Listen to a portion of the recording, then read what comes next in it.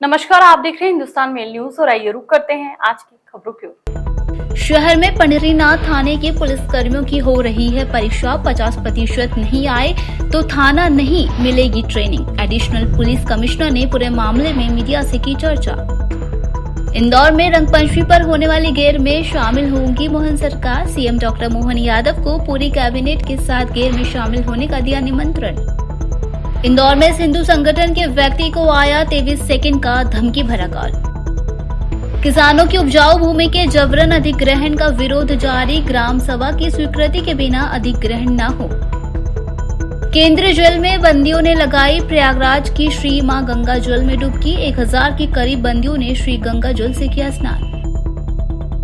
450 स्थानों पर खंगाले कैमरे, तब पता चला गहने चुराने वाले फ्लाइट से दिल्ली भागे हैं। इंदौर में नाबालिग से हुआ रेप। शादी के बाद पति के साथ पहुंची थाने। वीडियो कॉन्फ्रेंसिंग के माध्यम से प्रमुख सचिव की समीक्षा बैठक। महिला एवं बाल विकास विभाग और गेहूं उपार्जन योजना की समीक्षा की। भारत के सबसे स्वच्छ शहर इंदौर में बेहतर पुलिसिंग के लिए अधिकारियों द्वारा एक अनोखी रूप से पुलिसकर्मियों के लिए ट्रेनिंग शिविर का आयोजन किया जा रहा है, जिसमें सबसे पहला नंबर है, जहां पर बकायदा थाने में पदस्थ थाना प्रभारी से लेकर स्टाफ पुलिसकर्मियों के 3 दिवसीय ट्रेनिंग सेंटर के साथ ही 50% अंक लाने वाला पेपर तक अधिकारियों द्वारा दिया जा रहा है। जी हां, यह पूरा मामला इंदौर का है, जहां बेहतर पुलिसिंग न्याय संहिता के तहत आने वाले कानूनों और जनता से व्यवहार कुशलता को लेकर पंढरीनाथ थाने के पुलिसकर्मियों के लिए 3 दिवसीय प्रशिक्षण शिविर आयोजित किया गया है। यह ट्रेनिंग डीसीपी जोन 4 कार्यालय में हो रही है, जिसमें सुबह 11 बजे से शाम 5 बजे तक सत्र आयोजित किए गए हैं।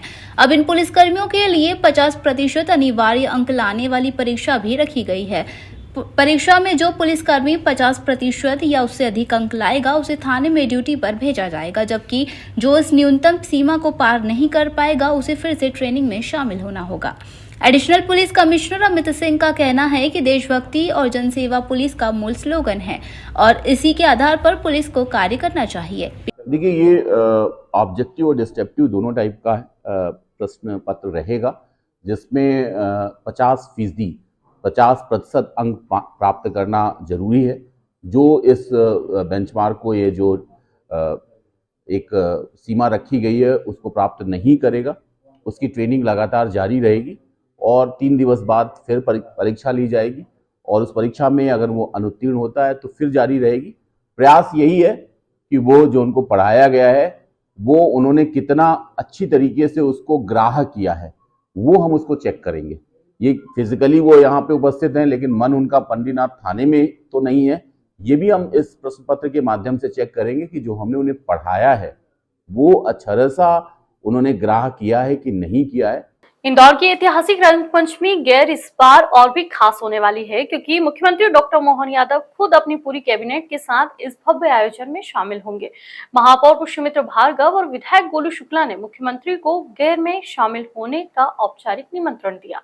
और जब बात हो इंदौर की गेर की, तो यह सिर्फ एक परंपरा नहीं, बल्कि देश और विदेश तक मशहूर एक रंगों का महासंगम है। हर साल लाखों लोग इस गेर उत्सव में उमंग और रंगों के साथ होली खेलने के लिए इकट्ठा होते हैं। इसे देखने के लिए विदेशों से भी सैलानी आते हैं और अब इसे यूनेस्को की विश्व धरोहर में शामिल करने की कवायद भी चल रही है।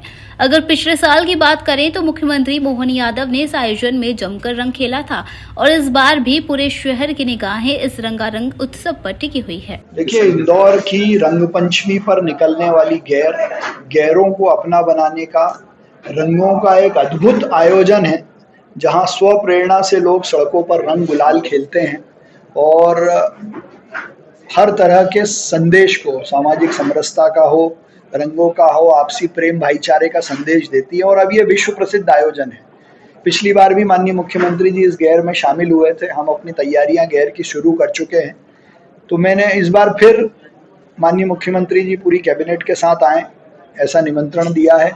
साथ ही मैं तो देश भर से और विदेशों में रहने वाले इंदौरी और भारतीयों को भी निमंत्रण दे रहा हूं कि वो इंदौर की गैर में शामिल हों। इंदौर नगर निगम द्वारा राजस्व को लेकर लगातार वसूली अभियान चलाया जा रहा है। इसी कड़ी में निगम ने जिन मकानों में कमर्शियल कारखाने चल रहे हैं, उनको सील करने की कार्रवाई की गई। निगम की वसूली अभियान में लापरवाही का मामला सामने आया है। मोती तबेला मित्तल नगर में चलाए गए अभियान में निगम ने एक ऐसे मकान को भी सील कर दिया है जिसमें कुछ बच्चे सो रहे थे। रहवासियों और परिजनों के विरोध के बाद मकान की सील खोलकर बच्चों को निकाला गया। उसके बाद निगम ने फिर से मकान को सील कर दिया। किराए से रहने वाले एक व्यक्ति ने बताया कि हमारे द्वारा समय पर किराया भी दिया जाता है, हो सकता है मकान मालिक ने टैक्स नहीं भरा हो, इसलिए निगम की टीम ने मकान को सील कर दिया है। और ये बंद करके और सील लगा के हर कारखाने में मतलब नीचे दुकानों में और रूमों में जा रहे हैं। और हमारा 3 बच्चे को अंदर बंद करके 2.5-3 घंटे के बाद जब हम लोग विरोध उठाए हैं तो आके फिर निकाल के गए हैं वो।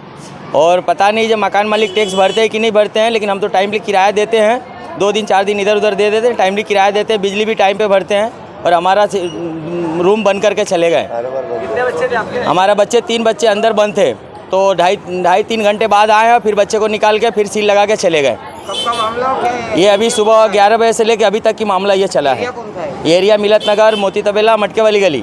दुकानें संचालित थी, उनको सील करने की कार्रवाई की गई है, जिसमें सील करने की कार्रवाई राजस्व वसूली अभियान के अंतर्गत की गई है, जिसमें उनके ना तो संपत्ति कर के खाते थे बहुत सारे मकानों के, और ना ही उन्होंने वो टैक्स भर रहे थे कई वर्षों से, इसलिए वहाँ पर सील करने की कार्रवाई की गई है। पहले नोटिस दिया गया था, जिनके खाते नहीं थे उनको घर पे डोर टू डोर जाके सर्वे किया गया, उनको बताया गया, उनको समझाया गया कि आपको टैक्स वगैरह भरना है, परंतु उनकी तरफ से किसी प्रकार कोई रिस्पॉन्स नहीं आया।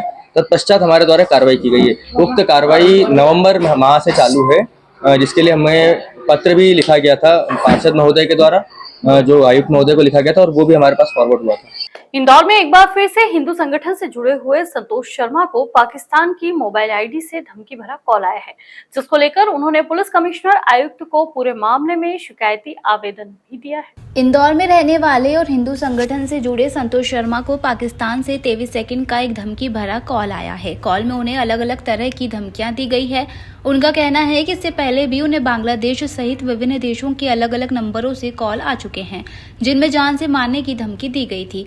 कुछ महीने पहले उनकी गाड़ी पर किसी अज्ञात व्यक्ति द्वारा धमकी भरा खत भी छोड़ा गया था। फिलहाल संतोष शर्मा ने पूरे मामले की शिकायत इंदौर पुलिस कमिश्नर कार्यालय में दर्ज कराई है, जिसके आधार पर पुलिस जांच में जुटी हुई है।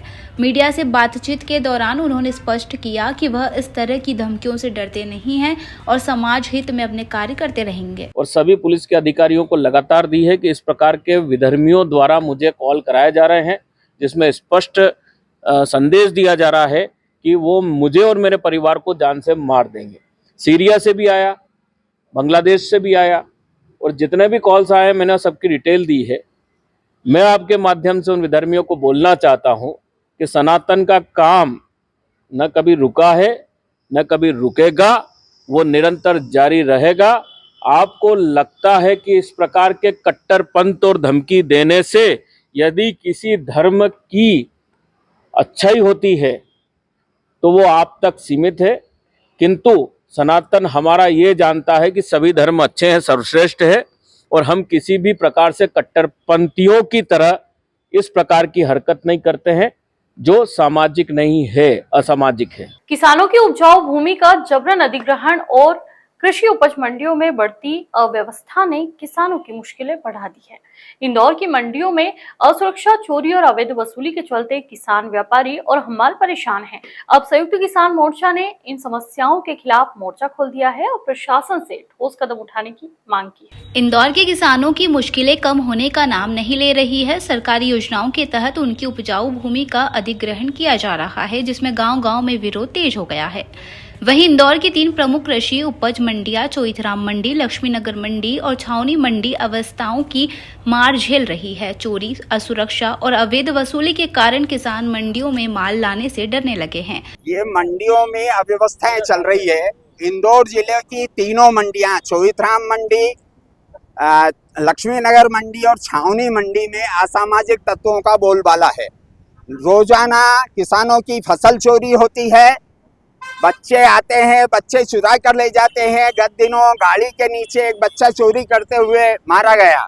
इसी प्रकार चोइथराम मंडी के अंदर किसानों को चाकू मार दिया गया।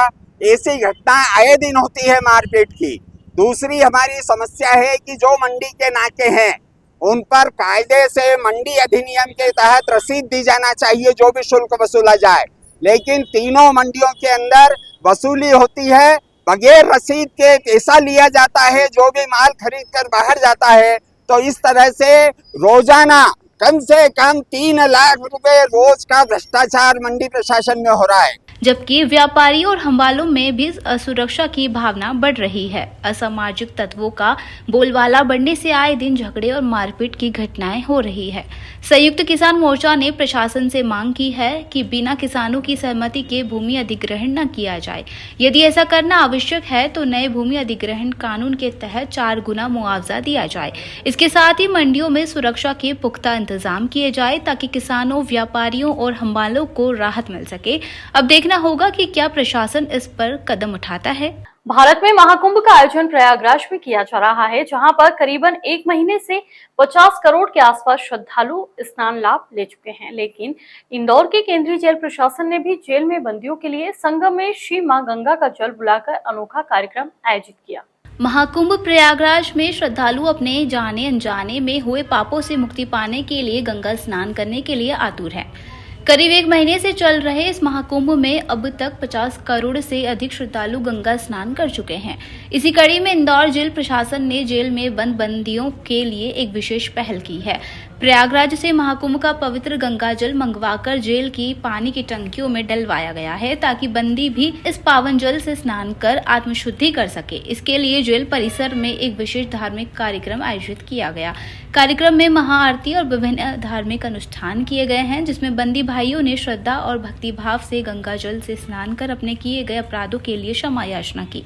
महाकुंभ का महापर्व चल रहा है। यह संयोग 144 साल के बाद आया है। हर व्यक्ति की इच्छा है, देश विदेश से लोग आकर के संगम में स्नान कर रहे हैं। हमारे बंदी भाइयों के मन में भी ये इच्छा थी कि उनको भी गंगा जल से स्नान वो कर पाते तो अच्छा होता।